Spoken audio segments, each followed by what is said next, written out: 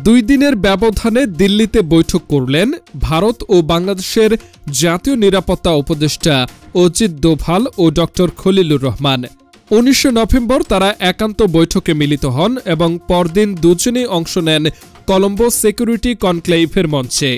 প্রায় 1.5 বছরের মধ্যে এটি ছিল 2 দেশের প্রথম আনুষ্ঠানিক দ্বিপাক্ষিক আলোচনা। সাম্প্রতিক কিছু ঘটনাকে ঘিরে ভারত মনে করছে বাংলাদেশের অভ্যন্তরীণ পরিস্থিতি এবং আসন্ন জাতীয় নির্বাচন তাদের নিরাপত্তায় প্রভাব ফেলতে পারে।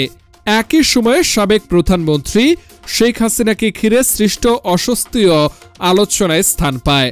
তবে 2 পক্ষই জানিয়েছেন আলাপের পরিবেশ ছিল ইতিবাচক এবং দীর্ঘদিনের অচল অবস্থা কাটাতে এটি কার্যকর ভূমিকা রেখেছে।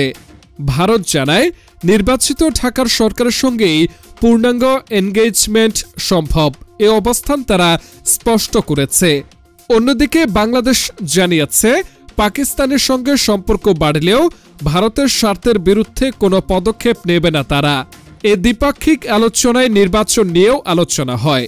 বাংলাদেশ নির্বাচন কমিশনের সিদ্ধান্তে আওয়ামী লীগ ভোটে নেই বলে ব্যাখ্যা দেয়। ভারত আবারও অন্তর্ভুক্তিমূলক নির্বাচন এর দাবি জানায়। তবুও দিল্লি আশ্বস্ত করেছে ভোট মোটামুটি সুষ্ঠু হলে নির্বাচিত সরকারের সঙ্গে কাজ করতে প্রস্তুত তারা। 2 পক্ষই বলছে আলোচনার এ পর্যায়ে ভবিষ্যৎ সম্পর্ক এগিয়ে নেওয়ার জন্য ইতিবাচক সূচনা।